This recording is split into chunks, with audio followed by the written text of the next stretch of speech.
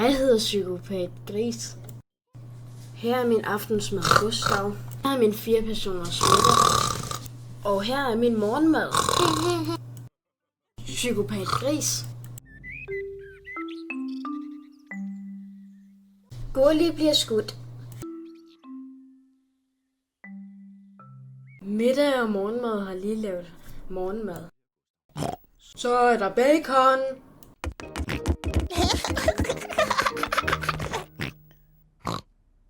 Gurli har røde prikker i ansigtet.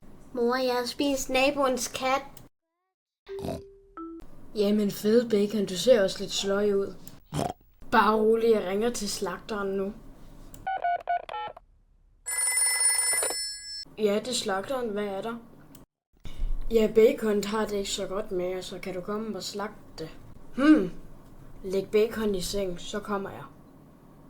Okay? Slagteren kommer for at gøre bacon. Hej med dig, Psyko. Hvordan har du det? Jeg har spist naboens kat. Må jeg lige se din tunge? Det er ikke noget alvorligt. Gurli har bare fået kanylestik i nat. Skal jeg skifte slim? Bacon bliver god efter lidt tid. Men ja, vil du gerne have giftigt slim, så har jeg giftigt slim. Ja, tak. Jeg er bange for, at det smelter din mund, men det må du selv op, ikke? Nam. Dejligt. Du er sørme dum, fordi du har sådan noget giftigt. Gurli skal blive stukket et par gange hvert minut. Men hvis det ikke virker, så bare tage nogle blade ud.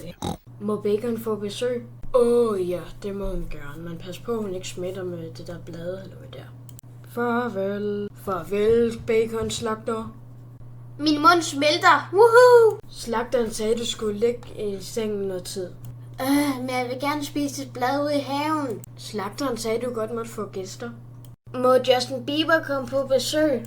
Justin Bieber er Bacons idol. Jeg ringer til Justins band nu. Hej, det er Justins mor. Bacon vil gerne tale med Justin. Hej Justin. Hej, Bacon. Jeg har det ikke særlig godt. Jeg spiser naboens kat. Har slagteren været der? Ja, han gav mig giftigt slim.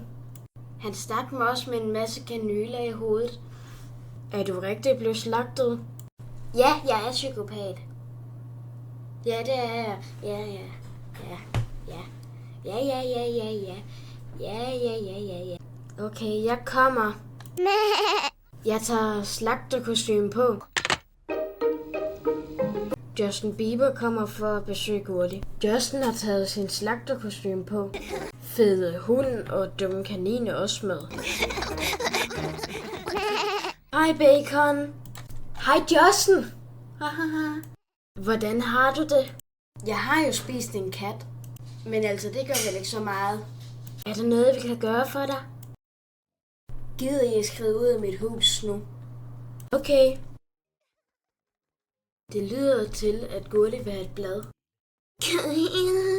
Jeg sagde skrive ud af mit hus. Har du det bedre nu, Bacon?